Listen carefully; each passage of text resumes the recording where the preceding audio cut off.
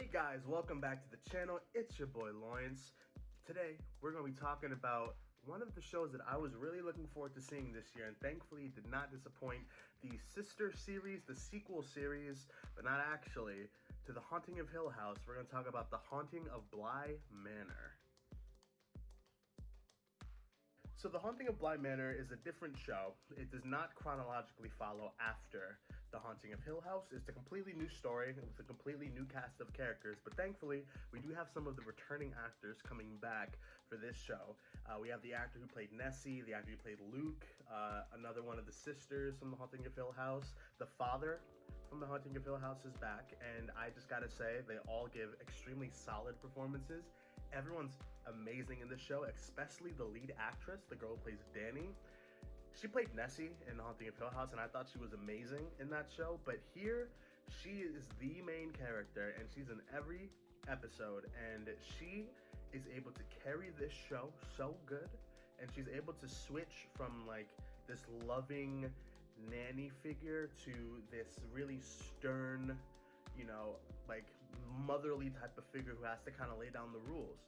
A lot of great performances from everyone across the board. Everyone does a great job of carrying their own, and they're all really can hold their own episodes too. There's multiple episodes that are dedicated to one specific character's story, and they all are so interesting and unique, and they're just really fun ideas to mess around with in, a supernatural story like this. But what is The Haunting of Bly Manor actually about? Well, it's about this au pair, this American au pair. Her name is Danny, and she moves to England, and she's looking for a job.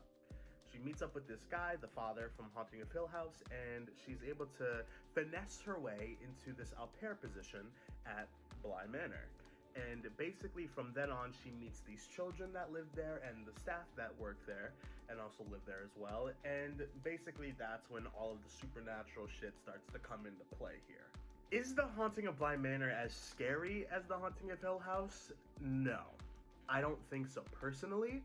I do think a lot of people would say otherwise. I think it's more of just a personal preference of which type of story that you're trying to really get into and get engaged in. But I find myself leaning more towards Hill House in terms of the supernatural, like ghost actually kind of scaring the shit out of you type of vibes.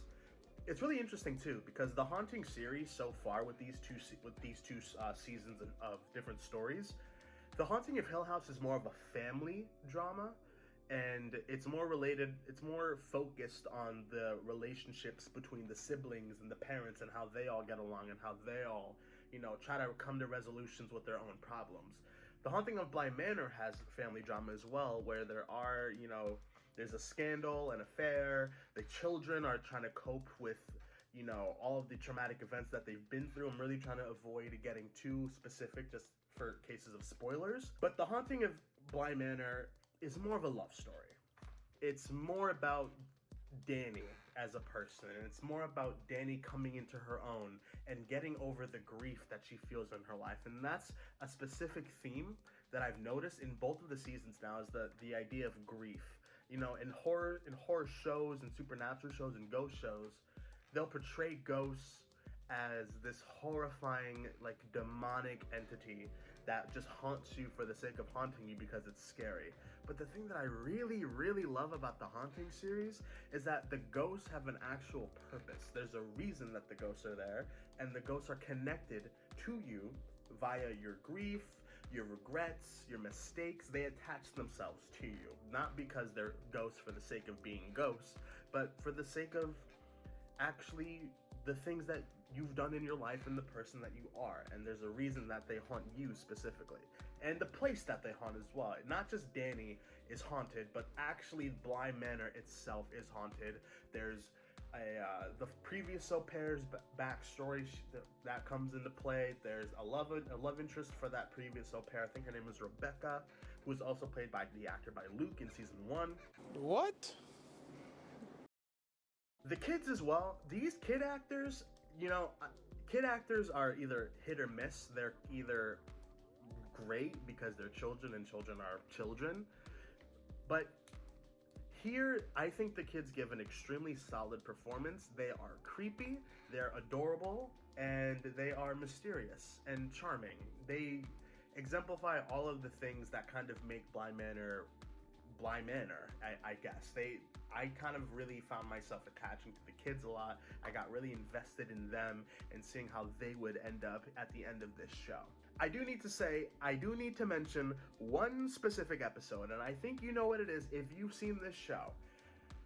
In Haunting of Hill House, there's the bent neck lady, and there's a whole mystery dedicated to behind who this mysterious ghost is that is haunting Nessie.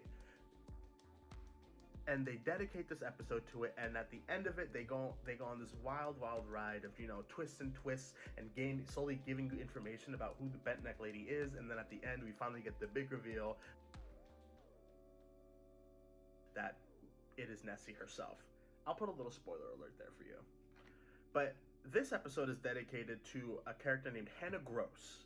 And Hannah has a very interesting character arc with the Bly Manor chef Owen. They have a kind of a will they won't they type of romance.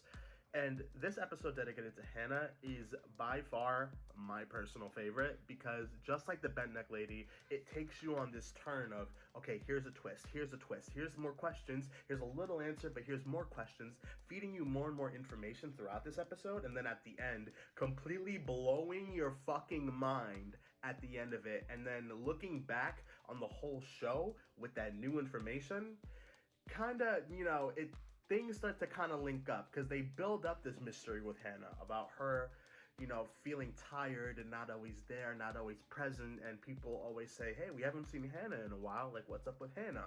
But her episode, I believe it's episode 5, gives you not all of the answers, but a good amount of answers to it, and the twist at the end is so good, it literally left me on the edge of my seat. This is a show that you can binge in a day if you really wanted to, but I do think this would be another show to watch with a significant other, like your boyfriend or girlfriend, because I do think that this story really remains to be a love story with the addings of the supernatural and with the addings of the mysteries and murders and other things of that nature. But I personally really enjoyed The Haunting of Bly Manor. I would definitely recommend it. I cannot say if it's better than Hill House. They're just different. But what do you think? Let me know in the comments, and I will see you guys in the next video. Also, before I end the video, please, if you're interested in anime at all, I just finished a reaction series with my friend Avi on The God of High School. So if you're interested in that at all, please give it a try. Show that series some love.